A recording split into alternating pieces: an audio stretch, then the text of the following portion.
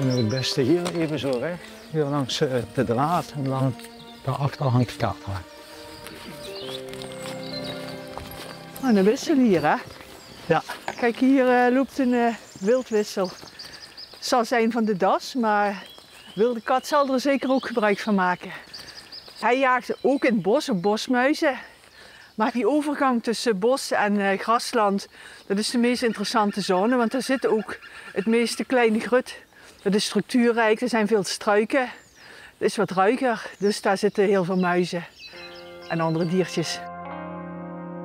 De wilde kat kwam tot de middeleeuwen in Nederland voor en toen stierf hij uit. Maar sinds 2002 is hij weer terug. Oké, nou dan gaan we eens kijken, want dit is het materiaal waar het op zou moeten staan.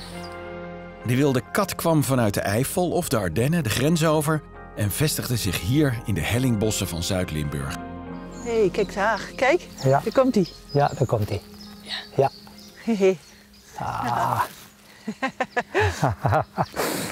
Een wilde kat die komt snuffelen bij het geurstokje. Hoe heeft dat voor de camera gezet. En nu is hij lekker aan het likken en aan het bestuderen wat dat voor heerlijke geur is. Ik zie zijn tongetje en hij is aan het onderzoeken. Kijk, hij vindt dat heerlijk. Hij gaat zelfs kopjes geven aan die stok waar die valeriaan op zit. En hij schuurt en hij draait. Nou, even kijken naar het volgende filmpje. Zal hier ook al op staan. Oh, kijk, ja, nou laat hij zijn staart heel mooi zien. Heel mooi. Zijn vacht is niet met tijgerstrepen, maar een beetje vlekkerig. Ja, en de kleur kun je natuurlijk niet zien nu, maar dat is ja, licht. Staart is eigenlijk het eerste waar je op let. Kijk, hier zie je het heel goed, hè? Die prachtige ringen op de staart. En de staartpunt die eindigt in een donkere dot eigenlijk. Dan komt hij weer. Nou, we hebben zat beelden. Ja, wilde katten zijn echt nachtdieren. Dus actief zijn ze als het donker is.